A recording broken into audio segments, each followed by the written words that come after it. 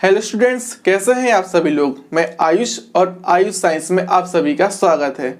जैसा कि आप सभी लोग जानते हैं, हमारा third chapter metals and non metal चल रहा है और आज हम बात करने वाले हैं रिएक्टिविटी सीरीज के बारे में। हम यह देखेंगे कि रिएक्टिविटी सीरीज होती क्या है, इसका यूज किस प्रकार किया जाता है एंड मैं आपको एक ऐसी शॉर्ट ट्रिक भी बताऊंगा जिससे कि आप रिएक्टिविटी सीरीज को बहुत ही आसानी से याद कर पाएंगे। चलिए तो हम अपनी वीडियो को स्टार्ट करते हैं।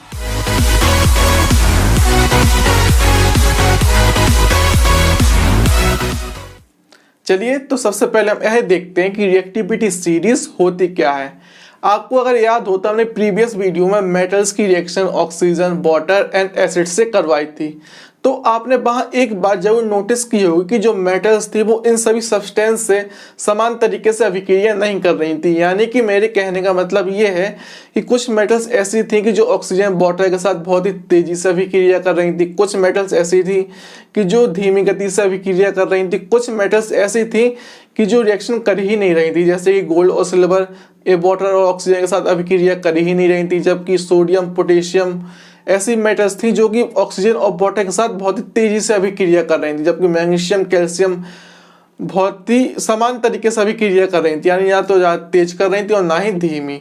तो मेरे कहने का मतलब ये है कि जो मेटल्स होती है उनकी रिएक्टिविटी अलग अलग होती है, यानी कि अलग अलग मेटल्स की जो रिएक्टिविटी होती है वो अलग अलग होती है।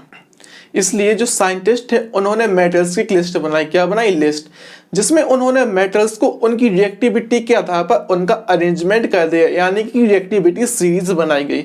अगर हम सबसे सरल और सीधे शब्दों में कहें तो रिएक्टिविटी सीरीज एक ऐसी सीरीज होती है जिसमें कि मेटल्स को उनकी रिएक्टिविटी के आधार पर डिसेंडिंग ऑर्डर में व्यवस्थित किया गया है। यानी कि जो रिएक्टिविटी सीरीज है उसमें टॉप पे सबसे हाई रिएक्टिव मेटल होती है, जबकि बॉटम में सबसे लो रिएक्टिव मेटल होती है। यानी कि हाई रिएक्टिव, उससे फिर कम, उससे कम कम करके सबसे कम रिएक्टिव मेटल।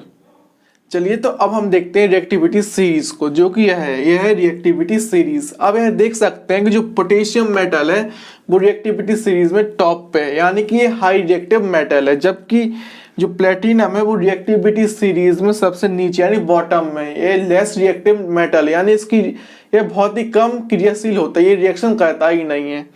जो रिएक्टिविटी सीरीज होती है उसमें ऊपर से नीचे जाने पर जो रिएक्टिविटी होती है मेटल्स की वो घटती जाती है। हम कह सकते हैं कि रिएक्टिविटी सीरीज में नीचे से ऊपर जाने पर मेटल्स की रिएक्टिविटी बढ़ती है, ऊपर से नीचे जाने पर रिएक्टिविटी घटती है। हम कुछ भी कह सकते हैं, बात तो एक ही है।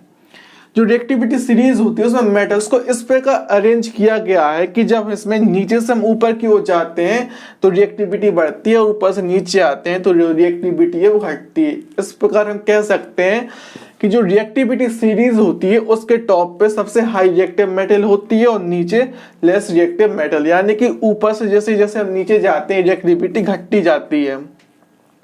इसे कहा पोटेशियम को सबसे अधिक क्रियाशील यानी मोर रिएक्टिव मेटल है। उसके बाद कम क्रियाशील है सोडियम, सोडियम से कम क्रियाशील है कैल्शियम, फिर मैग्नीशियम, फिर aluminium, zinc, iron, tin, lead, hydrogen, copper, mercury, silver, gold and platinum. Platinum सबसे ही कम क्रियाशील, रिएक्शन करती ही नहीं है।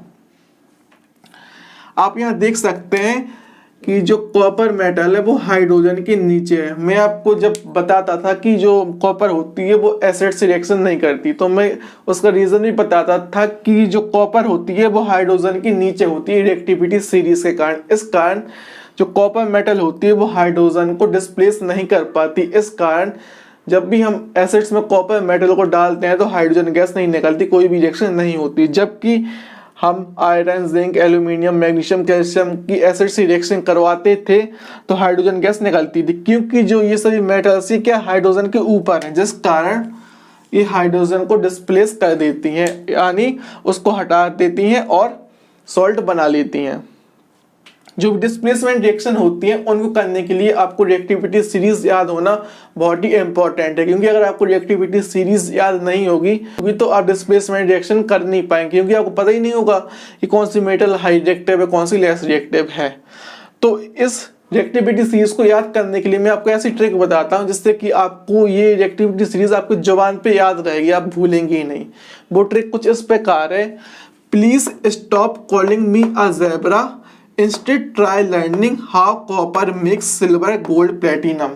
एक बार फिर से रिपीट करता हूँ, please stop calling me a zebra, instead try learning how copper makes silver gold platinum. Please का क्या होगा, पी से पोटेशियम, एस से सोडियम, सी से कैल्शियम, एम से मैग्नीशियम, ए से एल्यूमिनियम हो गया, जेड से जिंक, आई से आयरन हो गया, टी से टिन, एल से लेड, एच से हाइड्रोजन, सी से कॉपर, एम से मरकरी, सिल्वर का सिल्वर, गोल्ड का गोल्ड, प्लेटिनम को प्लेटिनम। अगर आप इस प्रकार याद करेंगे तो आपको रिएक्टिविटी सीरीज अच्छे से याद आएगी। आप एग्जाम के टाइम जब आपका क्वेश्चन आएगा तो आप रिएक्शन को अच्छे से कर पाएंगे। ट्रिक क्या है, please stop calling me a zebra, instead try learning how copper makes silver gold platinum.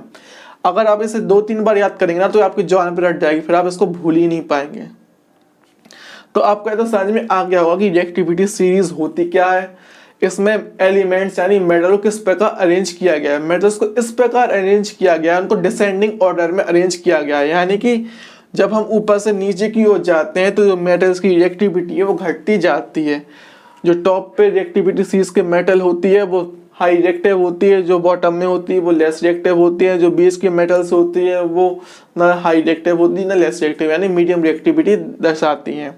जितनी मेटल्स हाइड्रोजन के ऊपर होती हैं वो एसिड से रिएक्शन कर लेती हैं और हाइड्रोजन गैस देती हैं, जबकि copper, mercury, silver, gold, platinum ये ऐसे मेटल्स हैं जो एसिड से रिएक्शन नहीं करती, क्योंकि ये रिएक्टिविटी सीरीज में हाइड्रोजन के नीचे स्थित होती हैं, यानी ये हाइड्रोजन से लेस रिएक्टिव होती हैं।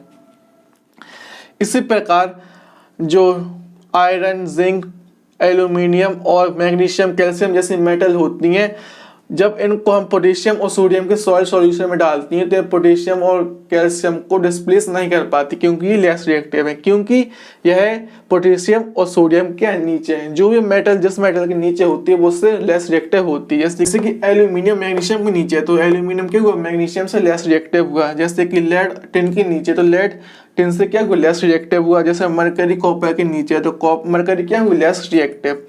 इसी प्रकार सोडियम पोटेशियम से लेस रिएक्टिव है। तो मैं आशा करता हूँ कि आपको अब समझ में आ गया होगा कि रिएक्टिविटी सीरीज होती क्या है, इसमें मेटल्स को किस प्रकार अरेंजमेंट किया गया है, और मैंने आपको जब ट्रिक भी बता दी कि आप तो ये आप भूल ही नहीं सकते।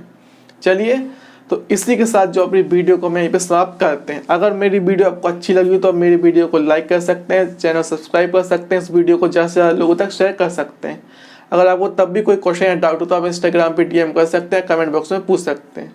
तो आज के लिए बस इतना ही, तब तक के लिए have a good day, see you, bye.